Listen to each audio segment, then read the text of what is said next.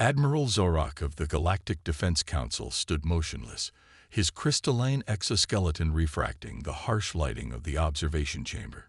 His secondary hearts had begun an irregular rhythm the moment the human delegation entered the room.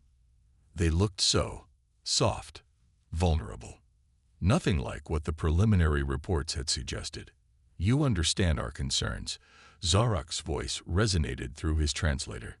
"Your species has barely achieved faster-than-light travel, yet you demand full military integration into the Council's forces."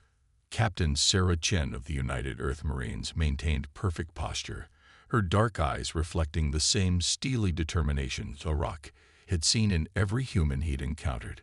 "With respect, Admiral, we're not demanding anything. You approached Earth for membership. We're simply stating our terms." Zorak's crystalline fingers tapped against the holoscreen displaying Earth's environmental data. The numbers still seemed impossible. Atmospheric toxins that would dissolve most species' respiratory systems, gravity that would crush standard Council citizens, temperature variations that could kill within hours, and predators that seemed designed by evolution's cruelest nightmares. "Your world," Zorak paused, searching for diplomatic phrasing. "It's unique among Council spaces. We have concerns about compatibility." Chen's smile didn't reach her eyes. "That's why we're here today, isn't it? To demonstrate compatibility." The great viewing window before them overlooked Training Ground Zero, a massive facility constructed on Mars specifically for this demonstration. The Council had insisted on a controlled environment for the display of human military capabilities. Chen had agreed too quickly, which should have been Zorak's first warning. "Begin the demonstration." Chen spoke into her comm unit. The vast Martian landscape below remained still for several moments before the ground itself seemed to come alive. Zorak's sensor arrays struggled to process what he was seeing. Dozens of human figures emerged from the red soil, their combat suits camouflaged to match the exact mineral composition of the Martian surface. They had been there the entire time, waiting, completely invisible to even the Council's advanced detection systems. "Impossible," whispered Sub-Commander Vex, Zorak's senior analyst. "Our scanners show no life signs, no power signatures." "No. That's the point," Chen interrupted. "Standard Council combat doctrine relies heavily on sensor technology. We learned early that sometimes the best technology is no technology." The humans below moved with practiced precision, executing maneuvers that seemed to defy the basic laws of warfare as the Council understood them. They split into smaller units, each demonstrating different aspects of their combat capability. One team demonstrated close-quarters combat that made Zorak's protective plates tighten in sympathy. The humans fought with a controlled savagery that bordered on artwork, using their environment as much as their weapons. Another group showed infiltration techniques that somehow managed to fool even the Council's most advanced security systems. "This is merely our basic infantry training," Chen explained, her voice carrying the hint of pride. "Every human Marine undergoes this as a minimum requirement." Zorak's third eye focused on a particular scene below. A human soldier had apparently suffered suit damage, their atmosphere bleeding out. Instead of calling for emergency extraction, the standard Council protocol, the humans simply patched the breach with a piece of their equipment, altered their fighting style to compensate for the reduced mobility, and continued their mission. "You train for equipment failure." Zorak couldn't keep the disbelief from his voice. "Admiral, we train for everything to fail." Chen's voice carried no hint of boast or bravado. "On Earth, assuming your equipment will work perfectly is a quick way to die. We prepare for every system, every weapon, every advantage to be stripped away. Then we train to win anyway." The demonstration continued for another hour, each segment revealing new aspects of human combat doctrine that challenged everything Zorak thought he knew about warfare. The humans didn't just plan for failure.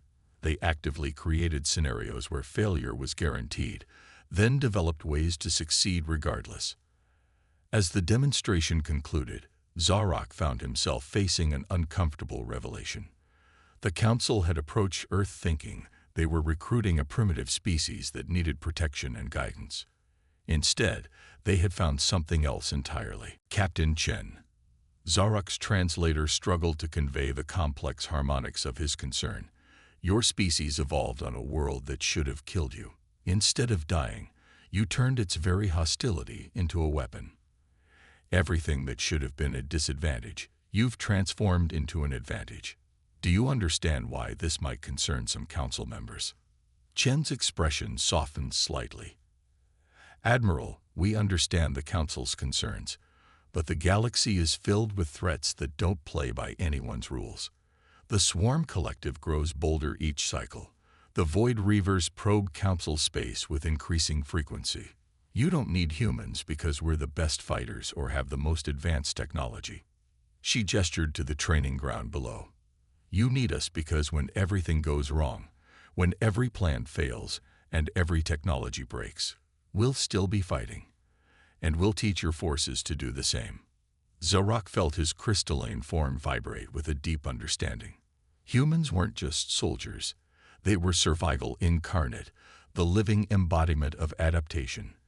Their every weakness had been forged into strength through millennia of evolution on a world that never stopped trying to kill them. As he prepared his report for the Council, Zarok knew his recommendation would shock many of his peers. But he had seen enough to know one absolute truth. The galaxy was changing, becoming more dangerous by the day. And in dangerous times, there was no better ally than a species that turned danger itself into an art form. The Council wouldn't just be gaining soldiers. They would be gaining teachers of survival. And in the war that Zarok increasingly feared was coming, survival might be the only victory that mattered. Lieutenant Maya Rodriguez watched the Galactic Council's finest warriors struggle with the simple act of walking. The training vessel's artificial gravity had malfunctioned an hour ago, fluctuating between 0.5 and 3 times standard. Her squad of human Marines moved with practiced ease, their bodies long conditioned to rapid gravitational changes. The alien warriors, however, were another story entirely. Perhaps, Commander Ixtol chittered through their translator, mandibles clicking in frustration. We should postpone the exercise until engineering restores proper gravity control. Maya kept her face carefully neutral. The exercise continues as planned, Commander. Unless you're calling for surrender. The insectoid commander's compound eyes flickered with indignation. The joint training exercise had been his idea, a way to prove that Council forces could match humans in adaptability. That was before the cascade of equipment failures began. We do not surrender, Ixtal declared, his warrior pride evident. But these conditions. The ship's emergency lights suddenly flared red. This wasn't part of the planned exercise. Maya's combat neural interface pinged with multiple emergency signals. All hands, this is not a drill, the ship's AI announced. Critical failure in the quantum drive containment. Evacuation protocols in effect. Time to breach, 15 minutes. Maya's training kicked in instantly. All units, emergency formation Delta. Commander Ixtal, your warriors need to move now. The ship's structural integrity alerts began blaring as the quantum drive's containment field deteriorated. Maya watched in growing concern as the Council warriors attempted to follow their own evacuation protocols. Protocols that assumed functioning equipment and optimal conditions. Forget your protocols. Maya shouted, her voice cutting through the chaos. Everyone pair up. One human, one Council warrior. We're doing this our way. The next 10 minutes became a brutal lesson in human-style emergency operations.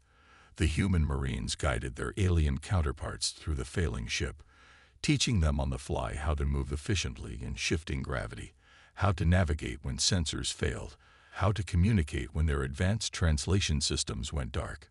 They were almost to the escape pods when the hull breach occurred. A section of corridor peeled away like wet paper, exposing them to the void.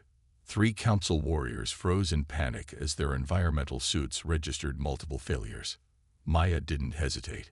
She launched herself toward them, her own suit's integrity dropping as debris sliced across her arm. Remove your primary armor plates, she ordered through emergency hand signals. They're too rigid. They'll crack in the temperature shift. The warriors stared at her in disbelief.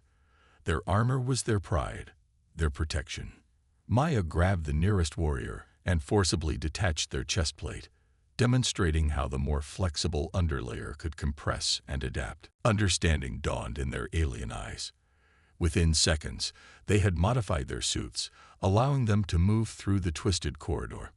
Maya ignored the burning pain in her arm, focusing on getting everyone to the escape pods. The quantum drive detonated just as the last pod launched, the training vessel disappearing in a brief, brilliant flash of artificial starlight. Maya did a quick check of their situation. 15 pods scattered across a debris field, with the nearest Council rescue ships at least 20 hours away.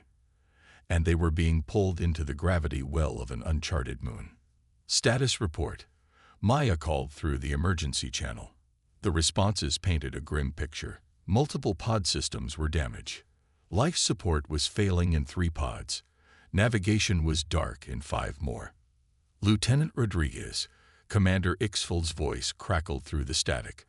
Our pods are not designed to survive planetary entry in this condition. We should wait for rescue. Maya checked her tactical display. The moon's gravity was strengthening its pull. No choice, Commander. That moon's going to drag us down whether we want it or not. But we're going to use that. Use it? How? We're going to link the pods together, Maya explained, already maneuvering her pod toward the others. Create a makeshift heat shield from the damaged sections. Turn our weakness into strength. What followed was a masterclass in human improvisation. Under Maya's direction, the survivors stripped useful components from failing pods, reconfigured their remaining resources, and prepared for a landing that their equipment insisted was impossible. The entry was brutal. Even with their makeshift modifications, the pods groaned under stresses they were never designed to endure. Maya talked the Council warriors through each terrifying moment, teaching them how to read their body's signals instead of relying on failing instruments. They landed, crashed, really, across 3 kilometers of the moon's frozen surface. As Maya helped extract survivors from the wreckage, she noticed something had changed in how the Council warriors looked at her team. The previous condescension had been replaced by something else, understanding. I think I begin to see, Commander Ixtel said as they established a survival camp, his translator barely functioning. We train to master our equipment, to perfect our protocols. You train to survive when mastery fails and protocols shatter. Maya nodded, rigging the shelter from pod debris. Earth taught us that lesson countless times. Technology fails. Plans fail. The only constant is change, and the only reliable tool is adaptability. The Council warriors proved to be quick studies. Over the next 18 hours, as they waited for rescue, they learned to think like humans. They discovered that their own bodies could accomplish far more than their training had led them to believe. They learned to trust instinct alongside instruction, to improvise alongside protocol. When the rescue ships finally arrived, they found something unprecedented. A fully functional survival camp, with humans and Council warriors working seamlessly together, their differences bridged by shared survival. Maya's final report to both Earth Command and the Council contained a single recommendation: increase joint training operations immediately. Both sides have something vital to teach the other. We make each other stronger. The report included an addendum from Commander Ixtal. The humans have shown us that true strength lies not in avoiding failure, but in transcending it. This lesson alone makes them invaluable allies in what is to come. Admiral Zarok's command center aboard the Galactic Council flagship, Eternal Dawn, had never been so quiet. The holographic display showed the Swarm Collective's invasion fleet, over 2,000 bioships moving inexorably toward the Centauri colonies. The Council's defensive fleet, barely 800 ships strong, hung in desperate formation around the colony's outer perimeter. The math is quite simple. General Herricks of the Strategic Command announced, his crystalline form dulled with fatigue. We cannot hold against their numbers. The colonies must be evacuated. Captain Sarah Chen, now Earth's senior military liaison to the Council, studied the tactical display with an unsettling smile. The math is wrong. Captain, Zarok's translator struggled to convey his mixture of respect and exasperation. I understand humans excel at defying probability, but this is beyond even your species' remarkable capabilities. The Swarm Collective has never been defeated when they commit forces of this size. That's because everyone fights them the same way, Chen replied, manipulating the holographic display. We form defensive lines, we hold positions, we try to survive their assault. We fight exactly how they expect us to fight. Lieutenant Maya Rodriguez, recently promoted after the training incident, stepped forward. We've been analyzing the swarm's attack patterns. Everyone sees them as mindless, overwhelming force. But that's not quite right.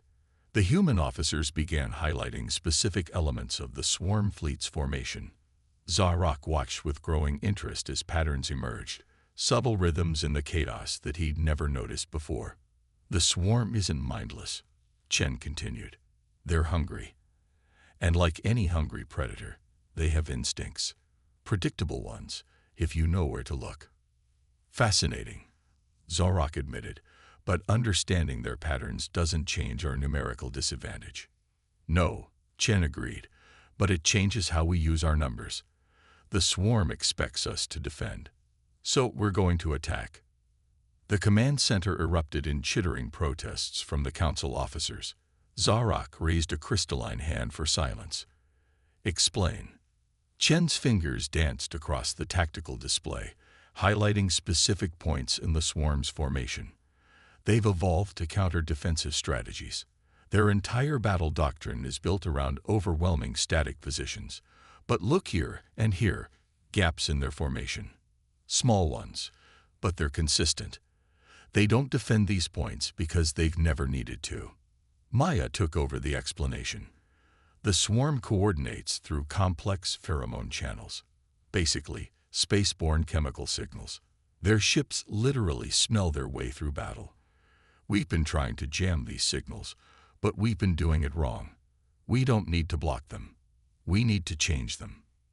Zarok's third eye widened as he began to understand. You want to confuse their battle coordination. Better. Chen's smile turned predatory. We're going to give them new coordinates. The wrong ones. The plan that unfolded over the next hour was either brilliant madness or madding brilliance. Zarok couldn't decide which. The human officers proposed using modified terraforming equipment to release massive clouds of engineered pheromones, similar enough to the swarm's communication chemicals to be recognized, but carrying false attack coordinates. Their own instincts will work against them, Maya explained. When a swarm ship detects what it thinks is a food source, it can't help but pursue. It's hardwired into their biology. And the actual attack? Zarok asked. Chen's expression grew serious. That's where it gets interesting. We need volunteers, ships willing to do something extremely dangerous and definitely insane. The plan called for 40 ships to be stripped of all non-essential systems, loaded with modified mining charges, and piloted directly into the heart of the swarm fleet. Not to destroy them, but to release an unprecedented amount of false pheromone signals, creating a cascade of confusion through their battle coordination. The swarm will tear itself apart, Chen concluded. Their ships will receive dozens of conflicting signals, each one triggering their predatory instincts in different directions.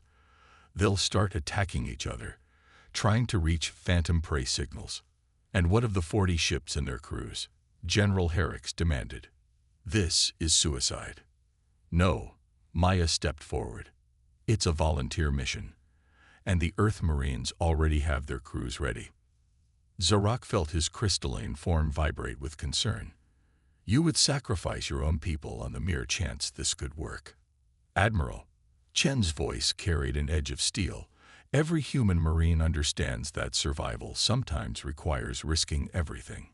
We don't ask our people to die needlessly. We ask them to make their actions count when death becomes necessary. The room fell silent again as Zorak studied the humans before him. He remembered the training demonstration, the crash pods, the countless examples of humans turning certain defeat into improbable victory. They didn't succeed because they were stronger or more advanced. They succeeded because they never accepted that failure was inevitable. Very well, Zorak's translator hummed with finality. But I have one condition. Half of the volunteer ships will be crewed by Council warriors. If we are to be allies, we share both the risks and the glory. Chen's expression softened with respect. Agreed. And Admiral, thank you for trusting us. Trust has nothing to do with it, Zorak replied. You've proven repeatedly that impossible is merely a starting point for your species. I'm simply learning to accept that fact. As the command center erupted into frenzied preparation, Zorak watched the human officers begin coordinating with their council counterparts.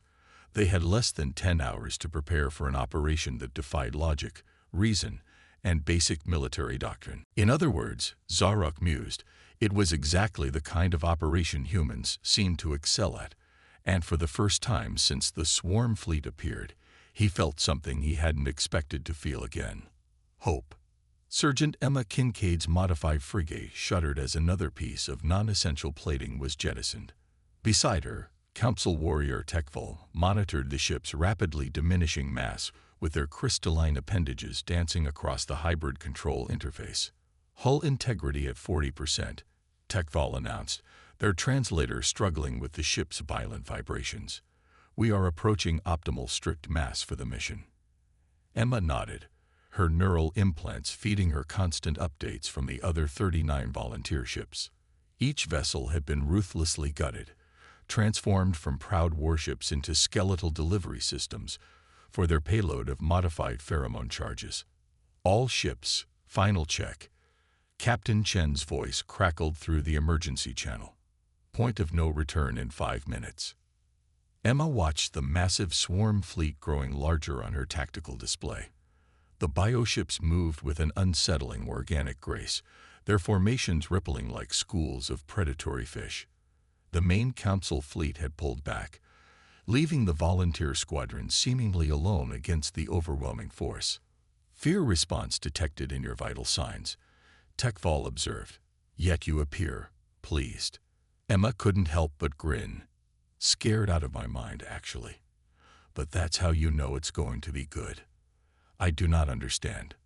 Best plans are the ones that terrify you a little, Emma explained. Running final checks on their pheromone delivery system means you're pushing past what you thought was possible. The Council warrior's crystalline form shifted in what Emma had learned was their equivalent of thoughtful contemplation. Over the past weeks of preparation, human and Council crews had developed an unexpected synergy.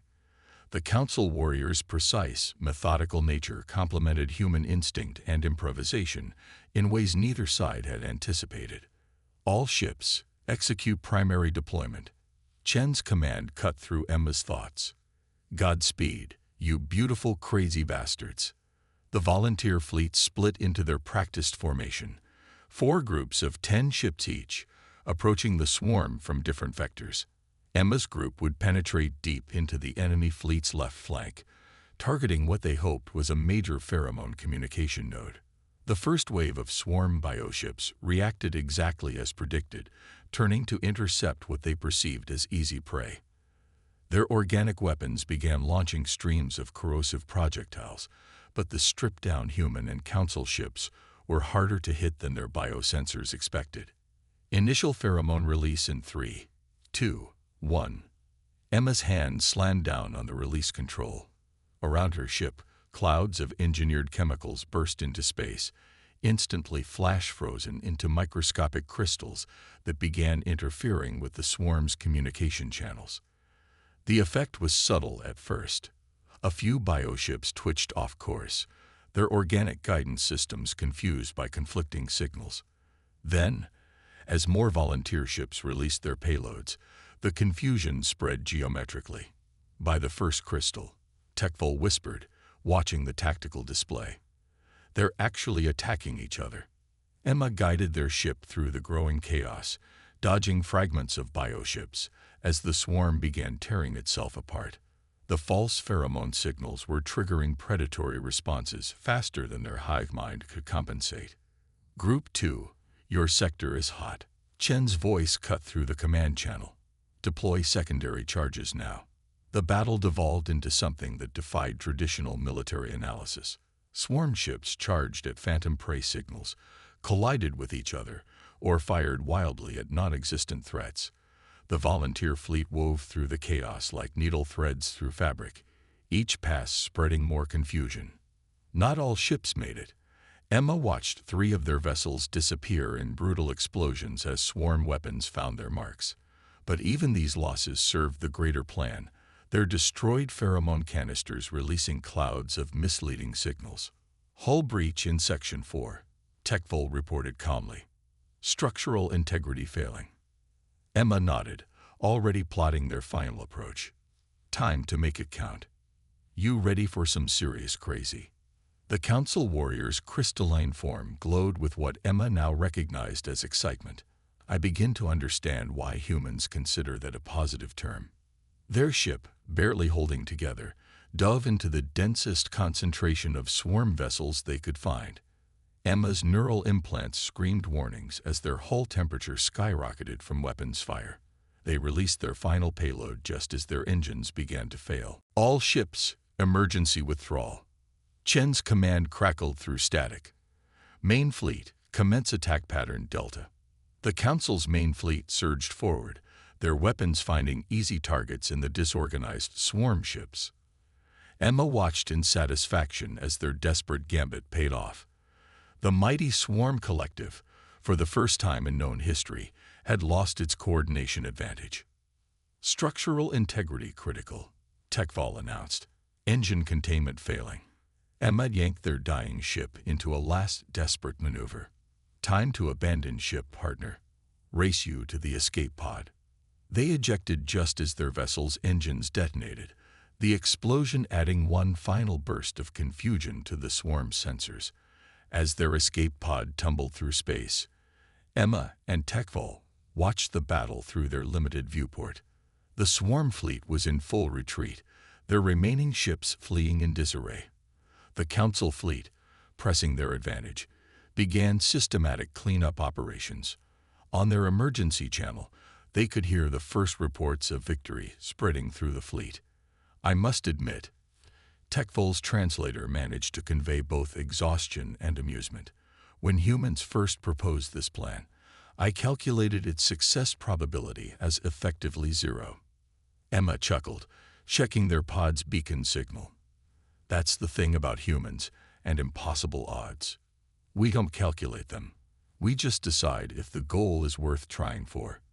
And if you fail, then we fail trying something nobody else would dare attempt. Emma shrugged. Better than failing because we were too afraid to try. As rescue ships approached their pod, Emma reflected on how much had changed.